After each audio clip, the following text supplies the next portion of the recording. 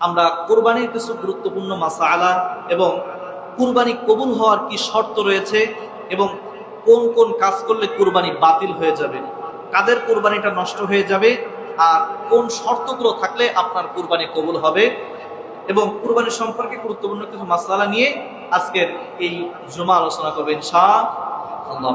তো আজকের আলোচনাটা একটু গুরুত্বপূর্ণ এবং সমসাময়িক এবং খুবই ইফেক্টিভ, এজন্য আলোচনাগুলো একটু মনোযোগ দিয়ে শোনার চেষ্টা করবেন ইনশাআল্লাহ। কুরবানি কার উপরে ওয়াজিব? একেবারে সংক্ষিপ্ত ভাষায় যদি আমরা বলতে চাই তাহলে একটা সুস্থ, স্বাধীন, জ্ঞানবান এবং সামর্থ্যবান একটা মানুষের জন্য এই কুরবানিটার বিধানটা হলো ওয়াজিব। তাহলে কি? সুস্থ, স্বাধীন, এরপরে জ্ঞানবান এবং সামর্থ্যবান একজন সচ্ছল মানুষের জন্য এই কুরবানির বিধানটা কে দিয়েছেন? এটা কি হবে? ওয়াজিব তার জন্য হয়ে যাবে। আর এই ওয়াজিবটা কোন সময় থাকবে? সেটা হলো আপনার কুরবানি কয়দিন দেওয়া যায় জানেন? কতদিন দেওয়া যায় কোন? তো 3 দিন দেওয়া যায়, তো অনেকে জানে মাশাআল্লাহ। তো এই 3 দিনের ভিতরে 3 দিনটা কোন 3 দিন? ঈদের দিন এবং ঈদের পরের 2 দিন, অর্থাৎ জিলহজ মাসের 10, 11 এবং 12। জিলহজ মাসের 10 তারিখ অর্থাৎ ঈদের দিন ফজর থেকে নিয়ে ঈদের দ্বিতীয় দিন মাগরিবের আগ পর্যন্ত যদি আপনার কাছে যে টাকাগুলো জন্য মনে করেন যে একটা পরিমাণ যে আছে কুরবানির, সেটা পরিমাণটা একটু সামনে বলতেছি, এই নিসাব পরিমাণ সম্পদের মালিক যদি আপনি থাকেন তাহলে আপনার জন্য কুরবানি ওয়াজিব। এবার আসুন, এবার যদি আপনার সামর্থ্য থাকে, সামর্থ্য থাকা সত্ত্বেও আপনি যদি কুরবানি না দেন তাহলে এর বিধানটা কি? নবী করিম সাল্লাল্লাহু আলাইহি ওয়াসাল্লাম বলেছেন, শোনো আমার সাহাবীরা, তোমাদের যারা আমার সামনে বসে রয়েছে, আমার সাহাবীর ভিতরে যেই সমস্ত মানুষগুলোর সামর্থ্য রয়েছে কুরবানি করার জন্য, যারা সচ্ছল রয়েছে কুরবানি করার, যাদের সামর্থ্য রয়েছে, সামর্থ্য থাকার পরেও যেই সমস্ত মানুষগুলো কুরবানি করবে না, ওই সমস্ত মারাবার্তা, ওই সমস্ত মানুষ যেন ঈদগাহের ঈদের নামাজ পড়তে তারা না আসে। নাউজুবিল্লাহ।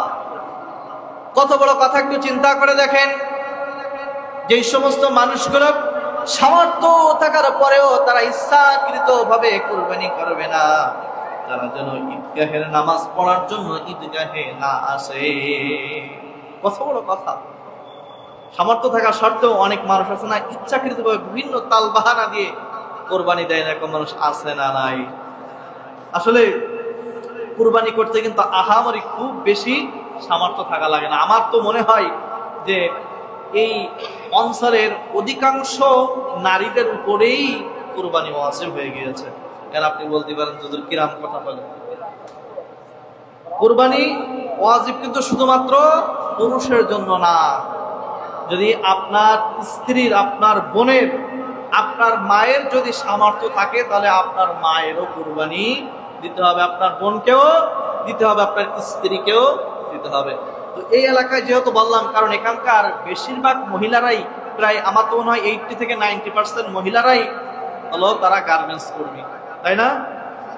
যারাই গার্মেন্টসে চাকরি করে তাদের কিছু না কিছু স্বর্ণ আছে না নাই? প্রত্যেকটা মহিলাদের কিছু স্বর্ণ আছে না? এরকম হয়তো খুঁজে পাওয়া যাবে না, হয়তো হাজারে বা লাখে 2-1 জন এরকম মানুষ আছে যার কোনো স্বর্ণ কিছুই নাই। তাছাড়া যারাই চাকরি করে তাদের কিছু স্বর্ণ গহনা কিন্তু থাকে, কেমন গলারটা থাকে, কানেরটা, হাতেরটা স্বাভাবিক কিন্তু থাকে। তো আপনি যদি এগুলো হিসাব করেন দেখবেন যে 1-1.5 ভরি স্বর্ণ একটা মানুষের সাধারণত থাকে। তো নতুন 1 ভরি স্বর্ণের দাম প্রায়, আজকে সকালে দেখলাম প্রায় 2,42,000 সামথিং। তো মনে করেন 2,40,000 টাকা, 22 ক্যারেটের দাম, মানে প্রায় 2.5 লক্ষ টাকা। 2.5 লক্ষ টাকার স্বর্ণ আছে এবং এমন কোনো মানুষ নেই যারা চাকরি করে 50,000, 1 লাখ, 2 লাখ টাকা তার ব্যাংকে নেই। এরকম মানুষের সংখ্যা খুবই কম। টাকা কিন্তু সবই তাদের ব্যাংকেই থাকে। আর বাড়ির যিনি কর্তা আছে পুরুষ, এরাই কিন্তু সংসার ম্যাক্সিমাম চালায়, এরকম না? তো এই যে মহিলার ব্যাংকে তার নামে যে টাকা আছে, সে চিন্তা করতেছে আমরা তো 2 জন মানুষ, আমার স্বামী দিলেই তো হক আদায় হয়ে যাচ্ছে। হক আদায় হবে না, আপনাকেও দেওয়া লাগবে। আর যদি না দেন তাহলে কি হবে? কাল কিয়ামতের ময়দানে আল্লাহ তাআলার কাঠগড়ায় আপনাকে দাঁড় করা লাগবে। কারণ একটা ওয়াজিব বিধান, ফরজের পরে যার স্থান, এরকম একটা বিধান আপনি অস্বীকার করলেন, লঙ্ঘন করলেন। অনেক মানুষ এরকম আছে, জাকাতের বিধান, তার কাছে লাখ লাখ টাকা আছে, সে অল্প কিছু টাকা দিয়ে একেবারে লোক দেখানোর জন্যই শোধ করে ফেলে। মানুষ চিন্তা করে না, তো জাকাত দিছে, তার যে মূল যে সম্পদ আছে হিসাব করে দেখা যাচ্ছে যে হয়তো 1-2 লাখ টাকাই তার জাকাত হয়ে যাবে। সে চিন্তা করতেছে এখানে ওই আছে, ওখানে ওই আছে, এরকম বিভিন্ন সে নিজে নিজে ক্যালকুলেশন করে অল্প কিছু টাকা আল্লাহর রাস্তায় দিয়ে দিচ্ছে, মনে আছে এতে আদায় হয়ে যাবে। কিন্তু এতে কি আদায় হবে? আদায় কিন্তু আপনার হবে না। এজন্য যাদের টাকা পয়সা আছে আপনারা চুলচেরা বিশ্লেষণ করবেন যে কোথায় কতটুকু টাকা আছে। আপনারা যদি না বুঝেন আপনারা আলেমদের শরণাপন্ন হবেন। যদি এমন অবস্থায় আপনাদের সামর্থ্য থাকা সত্ত্বেও আপনার জাকাত না দেন, কুরবানি না দেন, তাহলে আপনাদের যে এই যে জাকাতের বিধান যখন বলেছিলাম, আলোচনা করেছিলাম, তখন এই জাকাতটা মানুষের কি হয় কন্ত? মানুষের মালকে পবিত্র করে। এই জাকাত মানুষের ভিতর থেকে যে অহংকার আছে এগুলো আল্লাহ তাআলা দূর করে দেন। অনেক মানুষ দেখবেন যে টাকা থাকার সত্ত্বেও টাকা বের হতে চায় না। এই আপনি যখন মানুষের দান করবেন, আপনি যখন জাকাত দিবেন, আস্তে আস্তে দেখবেন যে আল্লাহ তাআলা এইরকম যে অহংকার বা কৃপণতা, এটা আপনার থেকে আল্লাহ তাআলা দূর করে দেবে। আপনাদের সম্পদ ছিল, সেই সম্পদটা আল্লাহ তাআলা একেবারে পরিষ্কার করে দেবে। আপনার সম্পদ আল্লাহ বৃদ্ধি করবে। আপনার এক পাশ থেকে মনে হতে পারে যে আমার 10 লাখ টাকা আছে, আমি যে 2.5% করে দেই, আমার প্রায় 25,000 টাকা চলে যাচ্ছে বা 2.5 লাখ টাকা চলে যাচ্ছে, এরকম যদি আপনার মনে হয়, 2.5% করে দিলে কিন্তু প্রায় 25,000 টাকা চলে যাচ্ছে। আপনি চিন্তা করতেছেন, হাই রে 25,000 টাকা চলে যাবে, এত আবার স্বর্ণ আছে প্রায় আবার 10 লাখ টাকা, আমার 50,000 টাকা দিতে হবে, এত টাকা ওই 2-5 হাজার টাকা দিয়েই শোধ করে দিই। কিন্তু এটা কি হক আদায় হবে? হবে না। তাহলে এই যে কুরবানির বিধানটা বললাম, কুরবানির বিধানটার জন্য যেটুকু সামর্থ্য আপনার থাকা লাগবে সেটা খুব বেশি কিন্তু না। 52.5 ভরি রূপার যে দাম বর্তমানে, এখন সম্ভবত হয়তো সব মিলাই যদি একেবারে হাই লেভেলেরও ধরেন, তাও আপনার হয়তো 3 লাখ টাকার মতন আসতে পারে। যদি শুধু রূপার দামই আপনি 52.5 ভরি ধরেন, তাহলে 3 লাখ টাকা।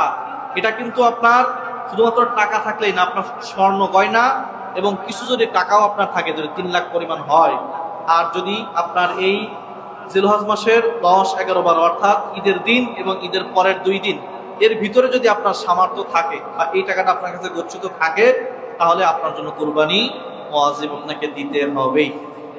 এবার আপনার সামর্থ্য অনুযায়ী আপনি চাইলে, যদি আপনার খুব বেশি সামর্থ্য থাকে আপনি উট দেন, যদি সেটা সামর্থ্য না থাকে তাহলে কি এরপরে কি আছে, গরু বা মহিষ দেন। আপনি পারলে একা দেন, যদি সেটা না পারেন এরপর ছাগল দেন। না পারলে আপনি শেয়ারে থাকেন। যদি খুব বড় গরু কেনার আপনার সামর্থ্য না থাকে, আপনি ছোট গরুতে শেয়ার থাকেন। সেটা যদি সামর্থ্য না থাকে, আপনি ছাগল যেটা আছে না, খাসি না দিয়ে, যেটা মেয়ে ছাগল যেটা, এটার কিন্তু দাম একটু কম থাকে, 5-7 হাজার টাকায় কিন্তু এটা পাওয়া যায়। আপনার হক কিন্তু এটাতেও আদায় হয়ে যাবে, এটাও দেন। কিন্তু যদি সামর্থ্য থাকে আপনাকে অবশ্যই দিতে হবে। আপনারা এই কার্পণ্যতা কেউ করবেন না। আর আরেকটা বিষয় যেটা ম্যাক্সিমাম মানুষ এই ভুলটা করে, এক পরিবারের মনে করেন যে বাবা আছে, বাবা বেঁচে আছে এখনো, এবং সন্তানরাও আছে, বাবাও চাকরি করে বা বাবার হয়তো সম্পদ আছে, বাড়ি আছে, এবং সন্তানরাও চাকরি করে। এখন এই পরিবারে কয়জন কুরবানি দেয়? এখন তো ম্যাক্সিমাম জায়গায় একজনই কুরবানি দেয়। ছেলেরা কিছু টাকা দেয় কয়েকজন মিলে, আর বাবা কিছু দিয়ে একত্রিত করে কুরবানি দেয়। এই কুরবানি হবে না। কারণ ওই যারাই চাকরি করে তাদের কাছে যদি নিছক পরিমাণ সম্পদ থাকে, তাহলে সন্তানকেও দিতে হবে। ওই যদি 3 ভাইয়ের সামর্থ্য থাকে, 3 ভাইকেও দেওয়া লাগবে, ওর বাবাকেও দেওয়া লাগবে। কিন্তু ম্যাক্সিমাম জায়গায় এই ভুলটা করে যে সবাই মিলে একত্রিত দেয়, আছে না? তো আপনারা এটা আগে ফাইন্ড আউট করবেন যে আমার সামর্থ্য আছে কিনা। কার্পণ্যতা ভাই করবেন না। আপনি এই কুরবানিতে কার্পণ্যতা করবেন, জাকাতে কার্পণ্যতা করবেন, আল্লাহ দেখবেন অন্য পাশ থেকে এর চাইতে আরো বেশি গুণ আপনাকে নিয়ে যাবে। কারণ যখন দান সদকা করা হয়, কুরবানি করা হয়, এই কুরবানিটার মাধ্যমে আল্লাহ তাআলা এই জানের বদলে অন্য পাশ থেকে আপনার জান এবং মালের আল্লাহ তাআলা হেফাজত করে। সুবহানাল্লাহ বলেন। আপনার অসুখ বিসুখগুলো আপনার দূর করে দেবে। আপনি এদিক থেকে 10,000 টাকা আল্লাহর রাস্তায় দান করবেন, আল্লাহর রাস্তায় কুরবানি করবেন, অন্য পাশে দেখবেন যে 1 লক্ষ টাকার অসুখ বিসুখ, 1 লক্ষ টাকার একটা বিষয় আল্লাহ তাআলা আপনার দূর করে দেবে, আপনার কাছে আসবে না। কিন্তু আপনি ওই দিক থেকে 10,000 টাকা বাঁচাতে দিয়ে অন্য পাশে দেখবেন যে আরো বেশি আপনার কাছ থেকে চলে যাবে, আপনি বুঝবেনও না। এজন্য আপনারা যারা সামর্থ্য আছে কি করবেন? অবশ্যই কুরবানি করবেন।